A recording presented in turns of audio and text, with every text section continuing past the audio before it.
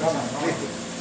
Bueno, cuando son las 9:02 de la mañana, ya vamos a dar continuidad a la segunda parte del programa Contraloreando. Ustedes que nos escuchan, saben que lo hacemos en 2 tandas, son 2 horas. Y gracias a Dios, y que el diputado sobrepasó la lluvia, pudo llegar ya aquí a los estudios el diputado Pedro Castillo. También lo conocemos como luchador social, activista político en Primero Justicia, y que viene haciendo un trabajo. Ya conversamos con él otro día, pero muy corto el espacio, por eso se le solicitó que volviera al programa Contraloreando, a la invitación que se le había hecho, para explicar un poco más con profundidad, porque realmente continúa el desastre de los cortes sin aviso programado, el desastre que hay con la situación del gas, el desastre de lo que es el servicio de internet. Hoy en día, en un mundo globalizado, con una tecnología, y que nosotros todavía estemos tan atrasados o con tantas dificultades. Más cuando hoy en día la educación depende en gran parte, en gran medida, por el servicio del suministro del internet. Vamos a... Yo sé que el diputado, abogado, venía y tiene que estaba oyendo el programa, ¿verdad? Y ya él sabe más o menos lo que estamos hablando, por eso él, bueno, dice, desplegado aquí, los que no ven, solamente escuchan. Sobre la mesa tenemos un conjunto de leyes, aproximadamente unas 100 leyes, y estaba buscando, para tratar el tema con el diputado, las leyes y las instituciones que tenemos que ver, tenemos obligaciones con la situación que está pasando. Y hay otras cosas que vamos a hablar con el diputado, es la situación de la participación de las Naciones Unidas en la República Bolivariana de Venezuela. Porque el artículo 152 de la Constitución nos habla de las relaciones internacionales se llevan a través de las funciones en ejercicio de la soberanía. Y el diputado es un funcionario en ejercicio de la soberanía, de competencia regional en materia legislativa, con rango constitucional. Y nosotros representamos un ente en ejercicio de la soberanía, con competencia nacional, en materia judicial, de rango constitucional. Eso se lo hemos dicho y se lo dejamos muy claro a los 2 más altos funcionarios públicos internacionales que están en la República, de la Organización de las Naciones Unidas, como lo es Gianluca Rampolla del Tintaro y Elena de Bao, alta comisionada de las Naciones Unidas, adjunta Michelle Bachelet, y el doctor Gianluca, designado por Antonio Guterres. Están cumpliendo una función en la República Bolivariana de Venezuela que no pueden hacerla si no es a través de la función en ejercicio de la soberanía y de los intereses del pueblo. Entonces, eso lo vamos a tratar ahorita, y le voy dando esto para que el diputado vaya agarrando algunos tips de qué queremos saber, si el Consejo Regional Legislativo está al tanto de esta situación, si se han reunido ellos con estos funcionarios públicos internacionales, o cómo vamos a hacer para que nos integremos, ya que con la Ley Orgánica de Contraloría Social abierta aquí en el escritorio, que nos habla que la Contraloría Social es una función compartida. Es una función compartida entre los poderes públicos y los ciudadanos y ciudadanas. En este caso, el poder público legislativo regional, que representa al diputado. Y la pregunta, antes que se me vaya, esa se la voy a dar para que, de entrada, diputado, si puede, la solicitud de derecho de palabra que hicimos ante su despacho, que le entregamos personalmente, si se le dio la canalización debida, porque aquí nos habla de las atribuciones del presidente del Consejo Regional Legislativo, que nos dice que responder oportunamente la correspondencia recibida. Pero no hemos recibido esa oportuna respuesta a la petición de derecho de palabra del Comité de Contraloría Social en el Consejo Regional Legislativo. Buenos días, pueblo de Barinas. Aquí su diputado, el que ustedes eligieron para que les gobierne. Este es el diputado que está trabajando. Diputado Pedro Castillo. Saludos, hermano. Buenos días. Bueno, aquí estamos. Con respecto, y buenos días, por supuesto, a toda la audiencia del programa. Con respecto a la pregunta que hiciste acerca de la respuesta ante la solicitud que se hizo el Consejo Legislativo, en honor a la verdad no se le recibió respuesta. Y yo creo que nosotros deberíamos, ciertamente la ley obliga, llamarle de alguna manera, porque al final es una obligación, porque es el cumplimiento de la ley. Es la obligación que tiene el presidente del Consejo Legislativo de dar respuesta oportuna a las solicitudes que se le hacen por parte del pueblo, y más aún cuando es un tema tan importante como es la Contraloría Social. Sin embargo, no se le ha dado la oportuna ni efectiva respuesta a esto. Pudiéramos aducir, aunque yo no soy el que debe dar la respuesta sobre esto, sino el propio presidente, pero digamos que esta solicitud se hizo apenas nosotros incorporándonos al Consejo Legislativo. Estábamos todavía bastante desorganizados en el funcionamiento.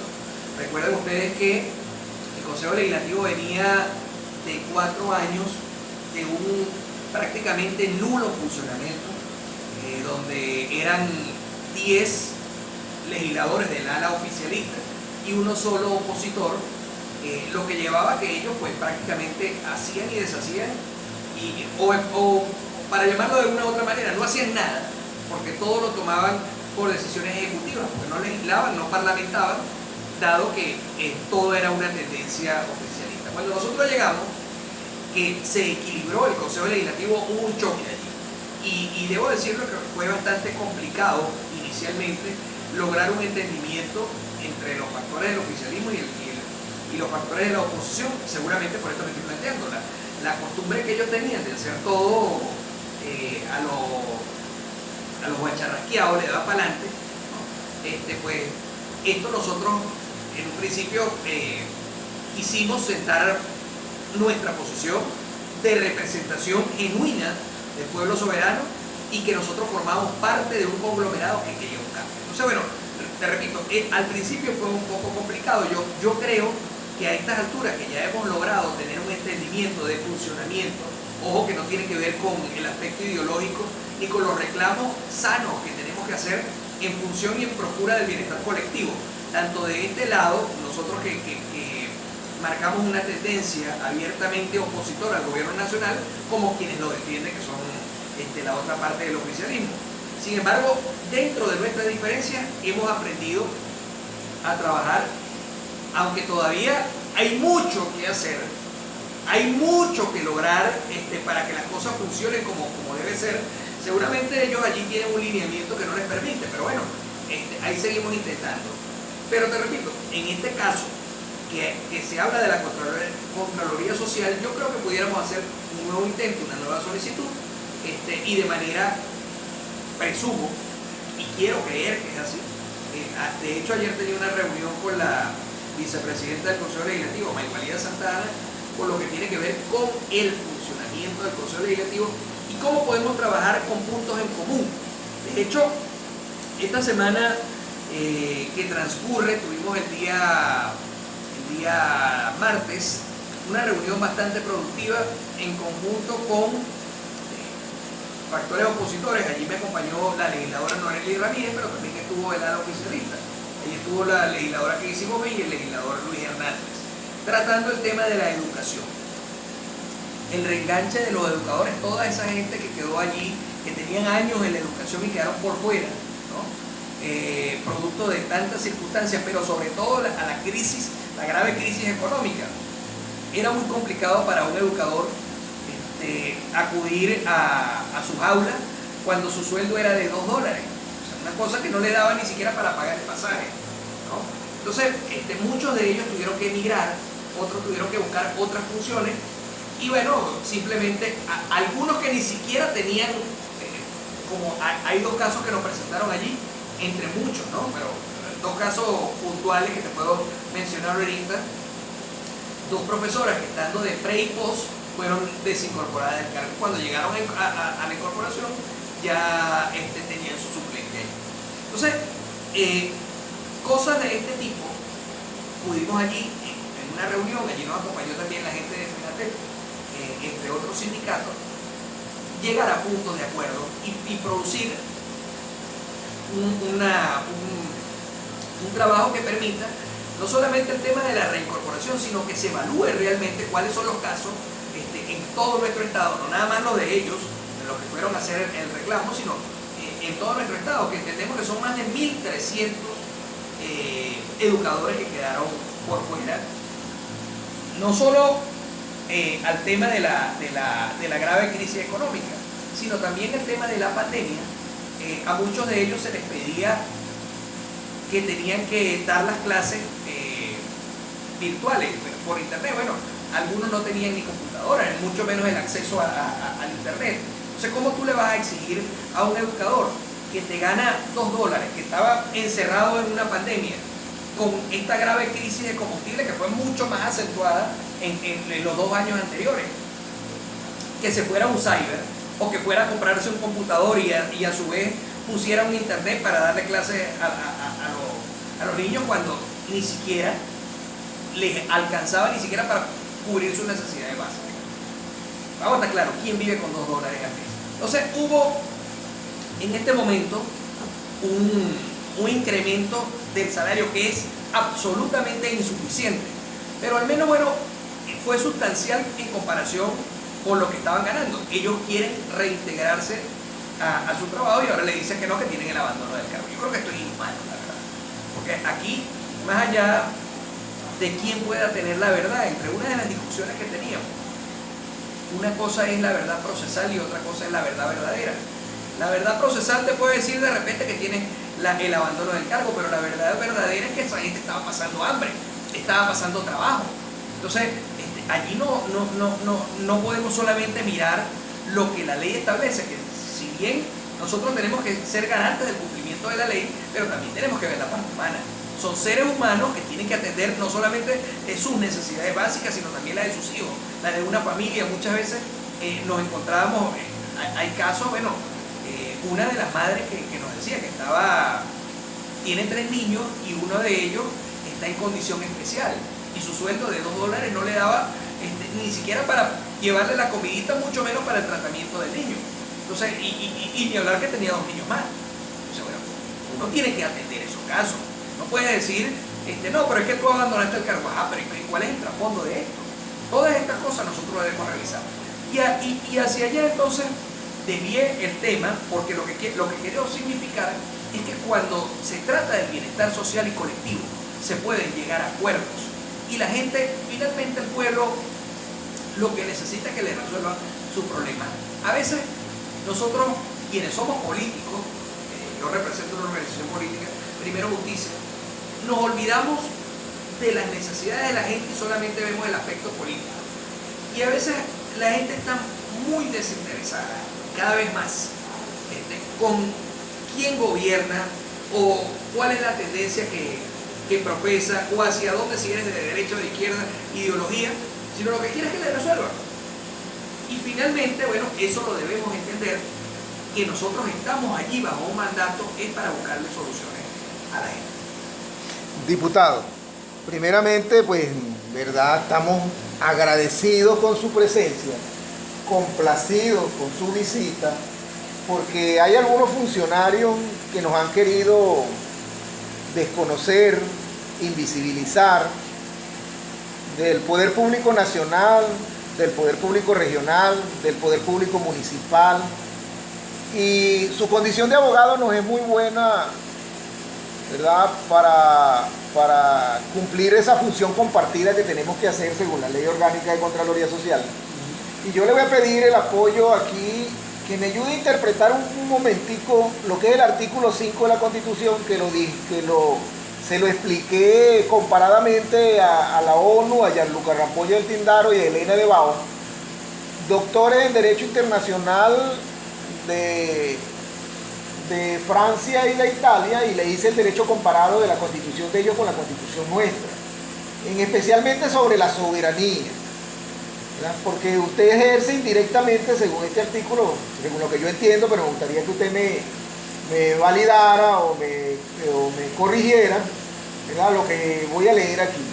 Dice el artículo 5 de la Constitución de la República Bolivariana de Venezuela: la soberanía reside intransferiblemente en el pueblo, quien la ejerce directamente en la forma prevista en esta Constitución y en la ley. Creo que como lo estamos haciendo nosotros. E indirectamente mediante el sufragio por los órganos que ejercen el poder público. Creo que como lo están haciendo ustedes. Y dice aquí al final: los órganos del Estado emanan de la soberanía popular y a ella están sometidos. El presidente de la República, Nicolás Maduro Moro, que es el presidente que reconoce la ONU, lo que reconoce la Asamblea General de las Naciones Unidas, está obligado a someterse a la Contraloría Social Judicial. Por supuesto que sí. Pero fíjate, yo creo que ese artículo 5 poco se puede uno interpretar que no se explique por sí mismo. Cuando dice la soberanía reside intransferiblemente en el pueblo, te habla de que la palabra, cuando se le habla al pueblo, es el soberano. Quiere decir que el poder está en la gente, el poder está en el pueblo, establecido en ese artículo 5. Y cuando te dice indirectamente por los órganos de control y por los funcionarios, que no lo expresa así, pero es lo que quiere indicar, te habla cuando usted va y ejerce su derecho al sufragio y elige una autoridad, esa es la viva representación del pueblo. ¿Qué quiere decir esto? Carmen en el barrio Altamira. Bueno, a lo mejor cuando llegue a ejercer, diga yo soy fiel representante del poder popular según la Constitución en el artículo 5. Pero a lo mejor haya un funcionario, como los hay por bojote, que le importa muy poco lo que dice una persona y agarra la Constitución y la utiliza como a ellos les conviene. Pero esa persona tiene también su representante, que es una autoridad electa. Y ese representante está para atender a ese pueblo, que haya votado o no haya votado, ya es representante de todo. Entonces, ¿cómo se ejerce el poder popular? A lo mejor una persona no lo puede ejercer directamente, aunque todos tenemos derechos según lo que establece el artículo 5. Pero hay formas, como por ejemplo, el cabildo abierto, las asambleas de ciudadanos, según esta propia Constitución, tienen carácter vinculante.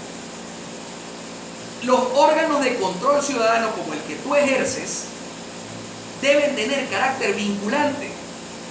Sin embargo, unos por desconocimiento, porque hay muchos funcionarios que no tienen ni idea. Si habla, por ejemplo, un alcalde, le paran. Si habla una persona que está ejerciendo Contraloría Social, no le paran, porque yo ni siquiera sé quién eres tú. Porque uno, repito, uno por desconocimiento y otro porque se hacen que no conocen la ley. Hoy en día, cuando esta Constitución fue aprobada en el año 1999, por una Asamblea Nacional Constituyente, es ilógico que año 2022, a mitad de año como estamos, todavía no conozca un funcionario la ley. Pero si no está, para eso se ejerce la Contraloría Social. Y por eso la gente tiene que conocer su Constitución. Y bien lo establece el artículo 5. La soberanía reside intransferiblemente en el pueblo. E indirectamente por los órganos, por el sufragio de los órganos del pueblo. Bueno, para eso estamos allí. Están ustedes. Eso quiere decir, mira, una de las principales críticas que hacía Hugo Chávez y lo que él representaba cuando llegaron al poder como candidato, hablaban en su campaña y luego que llegó antes de la Asamblea Nacional Constituyente, hablaba de que en aquel entonces era el artículo 4 de la Constitución, que hablaba de la democracia representativa. Decía, no decía intransferiblemente del pueblo, sino la ejercerá la ejercerá mediante el sufragio. Hablaba de la democracia representativa. El artículo 5 de la Constitución no elude la democracia representativa, porque en primera instancia te habla de que el pueblo, en el pueblo reside intransferiblemente, pero directamente, pero indirectamente la puede ejercer mediante el sufragio, ¿no? Ahí está su representante, el representante genuino del pueblo. Llámese presidente, llámese gobernador del estado, llámese diputado de la Asamblea Nacional, llámese legislador regional, llámese alcalde de un municipio e incluso llámese concejal. Entonces, que son todos electos por la soberanía popular. Al ejercer el sufragio, está ejerciendo directamente la soberanía, está utilizando el soberano el poder que tiene de elegir quién es su autoridad. Entonces, esa es una forma, eso es un reconocimiento. La democracia representativa nunca se ha acabado, solo que ahora se le explica al pueblo que él es el soberano y que bajo su mandato deben estar las autoridades. Fíjese la importante de la conversación, diputado, porque eso se lo hice con derecho comparado a los altos funcionarios de las Naciones Unidas, a Gianluca Rampolla del Tindaro y a Elena de Bao, y Gianluca quedó, pero hay algo que no entiendo, decía él, pero hay algo que no entiendo. Y yo le dije, mire, doctor, usted es de Italia y es abogado, ¿verdad? Y doctora, usted es de Francia, es abogada, pero aquí en el derecho comparado de la Constitución de Francia, que dice en el artículo 3, la soberanía nacional reside en el pueblo que la ejerce a través de sus representantes y por medio de referéndum, ¿verdad? Ese es de Francia. De Francia. Que era como la del 61, que era que la soberanía se ejercía a través de sus representantes elegidos. Es que básicamente es lo mismo. Ahí sí podemos darle una interpretación. El artículo 5 de nuestra Constitución, a este que tú estás leyendo, este es el artículo 4 el artículo 3 de la artículo 3, bueno, la Constitución del 61 era el artículo 4, decía, la soberanía reside en el pueblo quien la ejercerá mediante el sufragio. Eso decía textualmente el artículo 4 de nuestra Constitución, de la Constitución del 61, que fue derogada por esta Constitución del 99. Esta simplemente lo que hace, lo que tú me decías, vamos a interpretar, simplemente te lo interpreta. Cuando te dice, el primero es el pueblo. Este artículo 3 no te dice, por ningún lado, te dice que es el pueblo, pero cuando te dice que lo vas a ejercer, que el poder lo ejerce mediante el sufragio, te está diciendo que tú como pueblo transfiere. Claro, pero no dejas de tener el poder porque eres tú el que está ejerciendo ese derecho. Aquí simplemente lo que te dice, te explica por qué tú eres el soberano.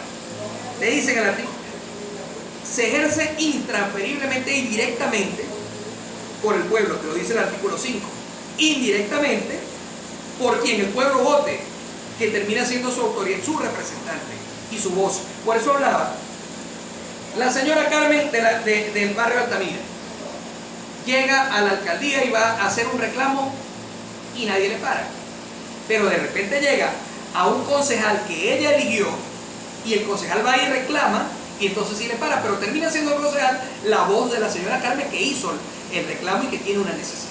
Entonces, allí están por un lado está el poder que tú tienes para elegir y por otro lado está el poder del representante de ser la voz del que no has escuchado.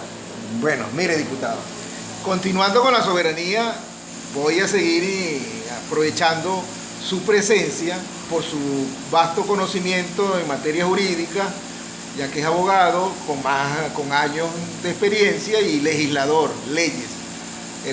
Dice el artículo 152 de la Constitución, las relaciones internacionales de la República responden a los fines del Estado en función del ejercicio de la soberanía y de los intereses del pueblo.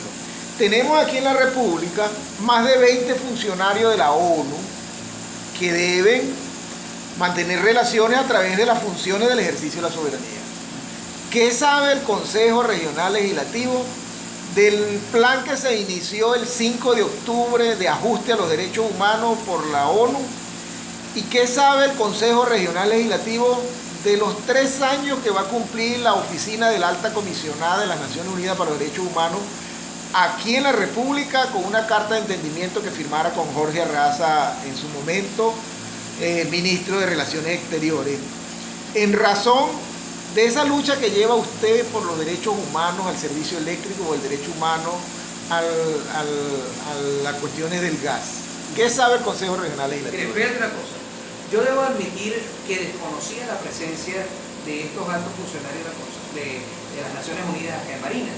Hasta anoche recibí una convocatoria de parte del asistente del gobernador del estado para estar en unos actos que se van a dar perdón, hoy en el transcurso de la mañana.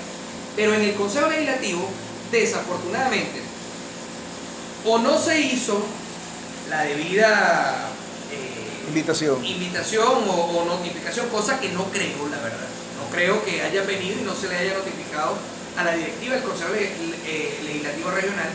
Más bien creo que la directiva no nos informó a nosotros, la bancada opositora, sobre esta presencia. Repito, me estoy enterando, me enteré anoche por una invitación que me hizo Tibisay Ocaña, que conversaste con ella en estos días, que es la asistente del gobernador Garrido, para que acudiera a unos actos hoy que había, un encuentro que había hoy con estos funcionarios.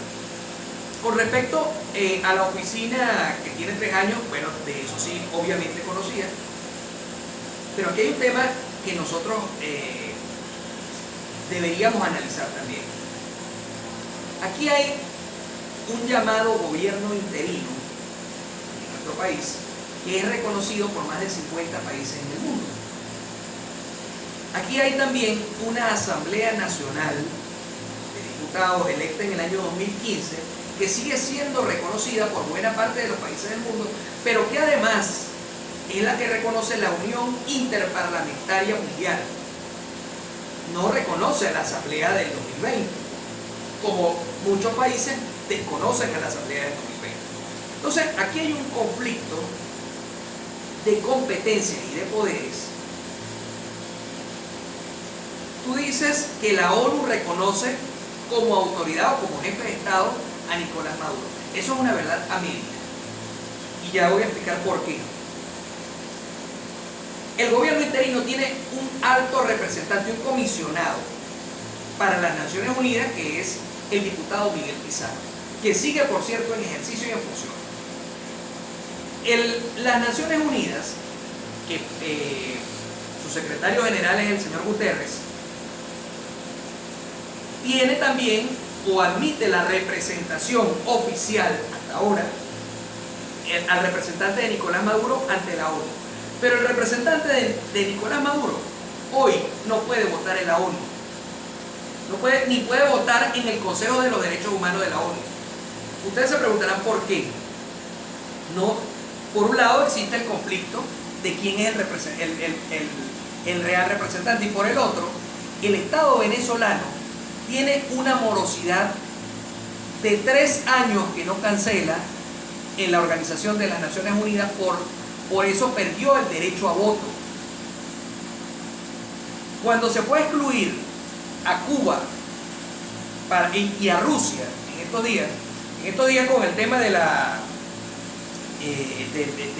toda esta crisis que se está viviendo, el conflicto bélico en Ucrania, se le vetó el derecho a estar en la Asamblea de los Derechos Humanos, en la Comisión de los Derechos Humanos, a Rusia. Venezuela hizo un anuncio por parte del vocero de la Cancillería y de su representante allá, pero a la hora de la votación no pudo votar porque nosotros estamos morosos. Entonces, fíjate en el tema en el que estamos.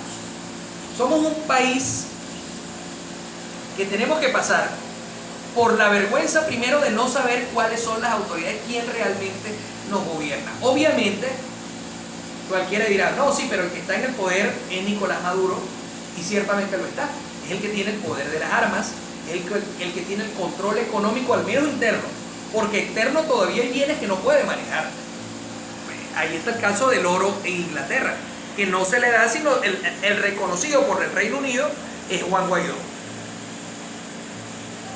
También Nicolás Maduro ejerce el control político en el país. Eso es una realidad. Como la Asamblea Nacional elegida en el 2020 ejerce el control político también legislativo acá en nuestro país.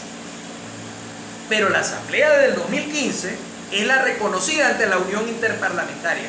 Entonces, cuando se van a firmar convenios internacionales que tengan que ver con la materia legislativa, Venezuela no puede, porque lo hace la asamblea electa en el 2015, pero cuando viene la ejecución es desconocida aquí en Venezuela. Pero entonces, cuando el gobierno nacional, el gobierno venezolano quiere reunirse con autoridades internacionales, allá no lo permiten tampoco. Entonces tenemos un conflicto, evidentemente, que a veces la gente no lo siente, pero el conflicto está y es existente. Esa representación de la ONU y esa oficina de la ONU recibe por igual, aun y cuando, repito, oficialmente aún es el representante de Nicolás Maduro, el que aparece ahí en la Organización de las Naciones Unidas, pero recibe con el carácter de jefe de Estado a Juan Guaidó y recibe con el carácter de vocero de la Cancillería a Miguel Pizarro en la Organización de las Naciones Unidas. ¿Ves? Para que la gente vea el conflicto que tenemos nosotros político y de gobierno, sobre todo en materia internacional acá en nuestro país, con este tema de las Naciones Unidas y del gobierno interino. Mire, diputado, muy precisa su visita, y le voy a decir lo siguiente. Sí, la Oficina de Coordinación Residente, que representa a Gianluca Rampolla del Tindaro, y la Oficina de la Alta Comisionada de las Naciones Unidas para los Derechos Humanos, que representa aquí en Venezuela Elena de Bau, cumplen con la palabra de la reunión que sostuvimos allá presencial, de que cuando vinieran a Barinas se reunían con el Comité de Contraloría Social al Sistema de Justicia Judicial. Usted estará invitado a esa reunión. Bueno, con gusto estaremos allí. ¿Verdad? Porque nosotros estamos pidiendo, en función del 152 de la Constitución, que tanto Gianluca, que representa la Oficina de Coordinación Residente, y Elena de Bau, que representa la Oficina de la Alta Comisionada, en relación a estas relaciones internacionales que deben estar en funciones del ejercicio de la soberanía, se haga un conversatorio entre los funcionarios que representan el ejercicio de la soberanía a nivel nacional, Nicolás Maduro y Jorge Rodríguez, y los funcionarios que representan el ejercicio de la soberanía en los estados, los gobernadores y los presidentes de los consejos regionales legislativos, y en los municipios, los alcaldes y los presidentes de las cámaras municipales. Debemos estar todos juntos si ejercemos funciones en ejercicio de la soberanía, y hay un plan que están ejecutando en el país. Debe saber el alcalde y la cámara municipal, debe saber el gobernador y el consejo regional legislativo, debe saber el presidente y la Asamblea Nacional, y nosotros, como ejercicio pleno de la soberanía, ¿verdad?, deben estas autoridades de mantener y de hacer esa reunión. ¿Qué está haciendo la ONU? ¿Qué está haciendo la Alta Comisionada con 3 años aquí? Y ayer no había luz, no había gas, no había internet, aquí mismo en el Molino, en la Cinqueña 3. ¿Qué están haciendo con un plan que desconocemos cómo lo están aplicando? ¿Cómo van a pasar por encima del ejercicio pleno de la soberanía que está garantizado en la Constitución y que es un derecho humano plasmado en el artículo 21 de la Declaración Universal, que dice que toda persona tiene derecho a participar en los asuntos del gobierno de su país, directamente o a través de sus representantes libremente escogidos? Entonces, yo digo esto, y por eso es que es muy preciso, porque este video va directo para Elena de Bau. Yo creo que el diputado está de acuerdo, igual como Noreli Ramírez, que estuvo aquí también, de que se dé una reunión con estas altas autoridades internacionales, y sobre todo que estén más funcionarios, porque la ONU yo estoy dispuesto a preguntarle a través de Gianluca a Antonio Guterres si es la Organización de las Naciones Unidas o es la desorganización, porque tienen que saber quién es el presidente de la República Bolivariana de Venezuela. No es posible que 51 o 60 asociados digan presidente es Guaidó, y no sé cuántos y otros se abstengan, digan que el presidente es Maduro. Yo digo que es Maduro porque yo le pregunté a Elena de Baus cuando vi una nota de prensa que decía que la Asamblea General había decidido que reconocía a Nicolás Maduro como presidente. Le dije, muy bien, accionen pues, porque aquí se violan los derechos humanos.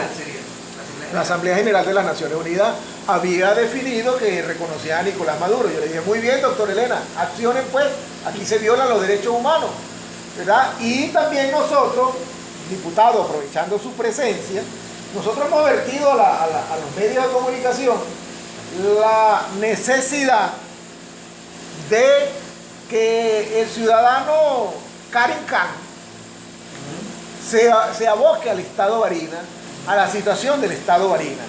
Nosotros lo hemos dicho porque aquí veo el preámbulo, ¿verdad?, donde dice que el Estatuto de Roma, afirmando que los crímenes más graves de trascendencia para la comunidad internacional en su conjunto no deben quedar sin castigo y que a tal fin hay que adoptar medidas en el plano nacional e intensificar la cooperación internacional para asegurar que sean efectivamente sometidos a la acción de la justicia. Y dice también que destacando que la Corte Penal Internacional, establecida en virtud del presente estatuto, será complementaria de las jurisdicciones penales nacionales. Nosotros tenemos que ver con las jurisdicciones penales, porque somos Contraloría Social al sistema de justicia.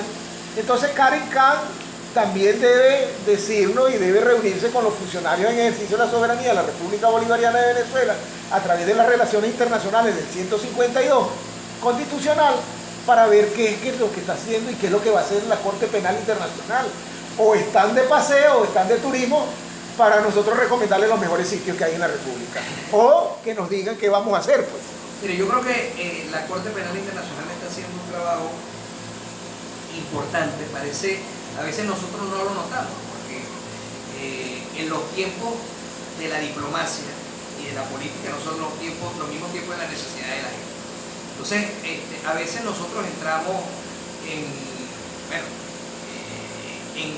desánimo o en creer que nada se está haciendo. Y realmente fíjate lo que sucedió con la última visita del fiscal de la Corte Penal Internacional, Karim Khan, a nuestro país. Se le dio el recibimiento por parte de quien, como tú lo dices, es el reconocido jefe de Estado de nuestro país, que es Nicolás Maduro. Bueno, y tiene razón de ser lo que pasó en la Asamblea General de la ONU. Estamos hablando de que cerca de 60 países reconocen a Juan Guaidó, pero la Asamblea General de la ONU, o los países miembros de la ONU, son casi 200. Quiere decir que si solamente 60 están reconociendo, 140 no lo están reconociendo. Entonces, obviamente, pues la mayoría decidió que en la Asamblea General de la ONU el jefe de Estado es Nicolás Maduro. Eso es una cosa, y otra muy distinta es creer que porque es el jefe del Estado y porque así lo asume la ONU, las causas e investigaciones que se están llevando o están cursando por ante la Corte Penal Internacional no vayan a surgir efectos. Fíjate, te decía que hubo la reunión con entre los factores del gobierno venezolano que preside Nicolás Maduro y el fiscal Karim Khan.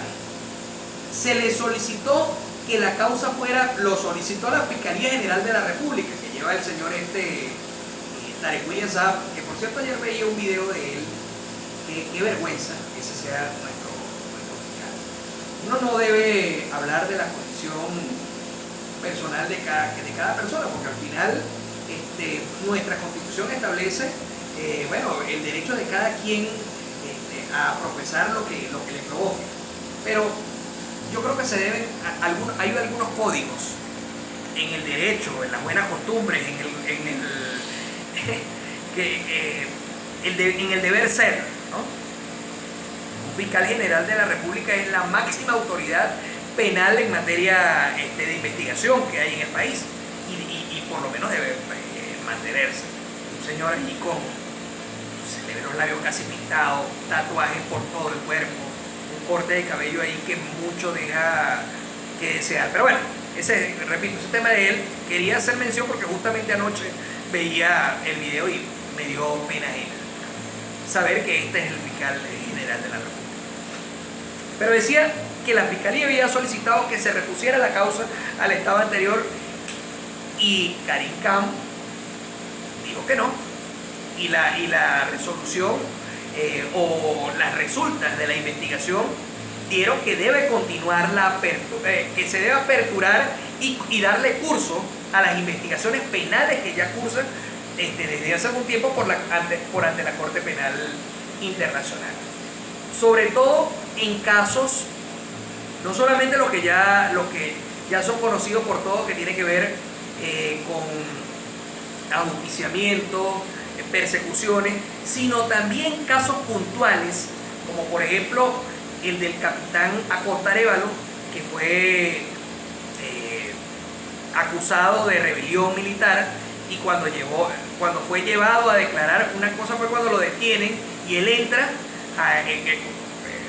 cuando lo detienen, normal como tú o como yo, y cuando lo llevan 3 días después a la presentación en el tribunal, la jueza tuvo que mandarlo otra vez para un recinto médico porque no podía ni sostenerse en pie. De hecho, murió horas después. Entonces, obviamente, fue bajo custodia del Estado que este señor recibió una paliza o tortura. Este tipo de investigaciones ya se le dieron curso. O sea, no es que bueno, estamos recibiendo, no, ya esto está en curso. De igual manera pasó con el ex concejal, se me olvida el nombre. ¿Se lanzaron porque se lanzó o se cayó? Bueno, que en primera instancia dijo el fiscal y dijo el ministro que no, que había sido, primero que él se había lanzado, que por una ventana del baño, después dijeron que no, que estaba sentado frente a un balcón y por ahí él salió corriendo y se lanzó, y luego reconoció el propio fiscal, siendo que ya las evidencias estaban a todas luces de que había sido torturado previamente y luego asesinado, de que efectivamente no había sido un suicidio, sino que había sido lanzado, ¿no? Y de hecho fue preso un funcionario del SEBIN, que por cierto ya lo soltaron. O sea, fue como una cuestión como para buscar tapar allí y decir que sí se estaba investigando en Venezuela ante la presencia de los funcionarios de la Corte Penal Internacional, de la Fiscalía, perdón.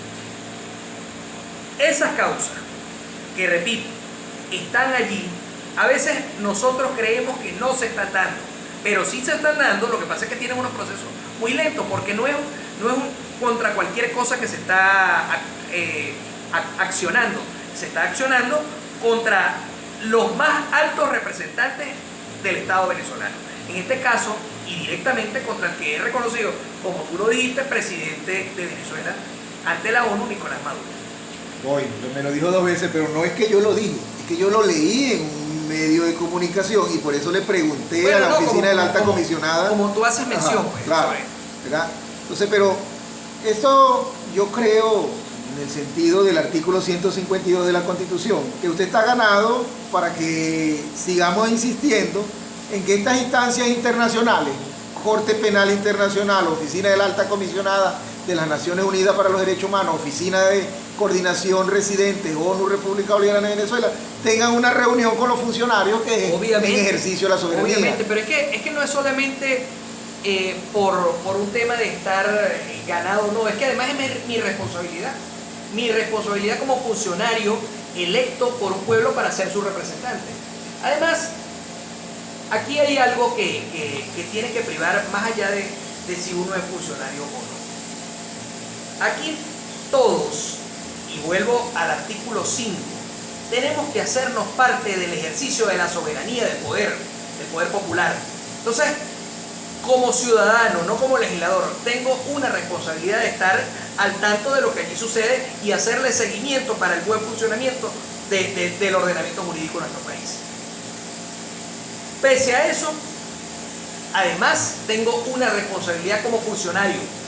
Entonces, lógicamente, cada vez que de mí dependa, voy a estar allí para actuar y para ayudar a buscar soluciones.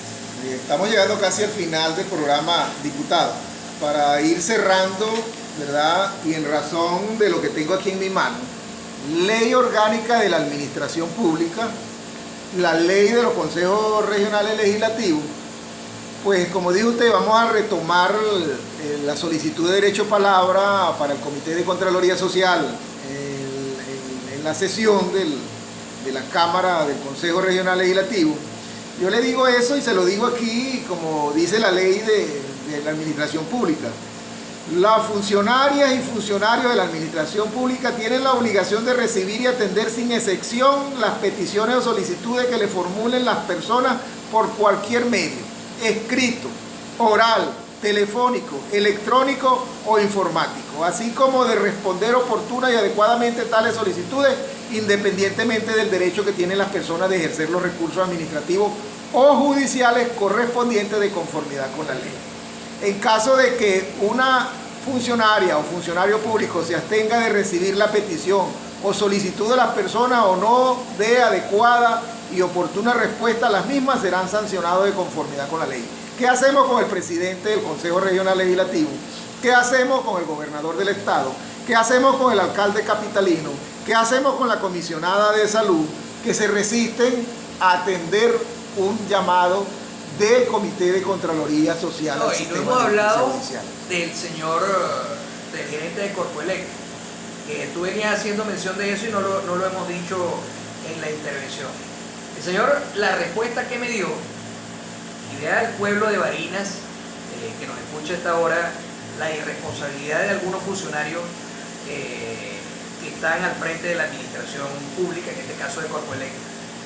El señor dice que él no tiene que dar explicaciones, que cualquier explicación se la pidan directamente a Néstor Reverol, que es el ministro del Poder Popular para la Energía Eléctrica. Entonces, imagínense usted, señor Alberto en Corralito, si a usted se le daña un equipo, no reclame Corpoelec, vaya a Caracas, al ministerio, a ver si lo atiende el ministro Néstor Reverol y le da una explicación de por qué a usted se le dañó su equipo.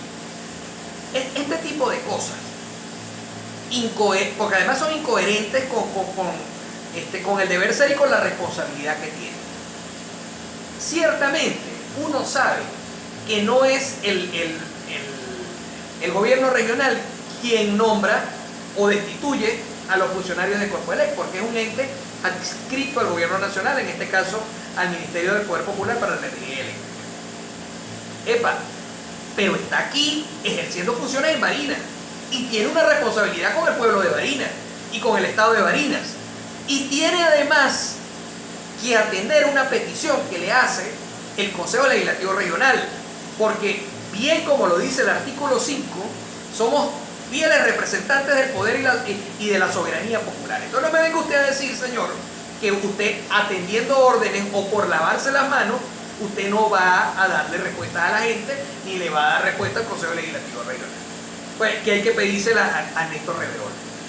Bueno, diputado, de verdad complacido con su presencia, con su visita, con su responsabilidad por el trabajo que viene desempeñando, y dejamos al aire esto para Gianluca Rampolla del Tindaro, para Elena de Bao. Hay otro funcionario en ejercicio de la soberanía en materia legislativa del Estado de Barinas que se integra y se une al llamado del Comité de Contraloría Social al sistema de justicia judicial para que haya esa reunión de esas relaciones internacionales para complementar y verdaderamente buscar que se garanticen los derechos humanos en la República Bolivariana de Venezuela y podamos nosotros iluminar al mundo de cómo solucionamos los problemas en paz y en democracia. Diputado, muchas gracias, gracias a la visita, a la compañera que la carga, y aquí estamos con José Gabriel Campos, presidente de Dinastía Campos 106.7, y dejamos pues que nos avise qué dice el presidente del Consejo Regional Legislativo del Derecho a Palabra. Se puede despedir en un minuto. Bueno, no, muchísimas gracias. Gracias también a la gente que nos escuchó y siempre atento y dispuesto no solamente a atender las invitaciones a este programa, sino también a trabajar en pro y en procura de que finalmente la gente consiga soluciones y que se respete no solamente la voluntad popular, sino nuestra Constitución. Y para eso es importante labores como las que tú haces de Contraloría Social. Bueno, no me queda más que decir, sino decirle: Dios Padre, protégenos, síguenos protegiendo, ámanos como nos amas, y decirle a los demás funcionarios públicos que han sido invitados por el Comité de Contraloría Social al Sistema de Justicia Judicial a venir a una reunión aquí en Radio Dinastía Campo 106.7, seguid el ejemplo que Pedro Castillo dio.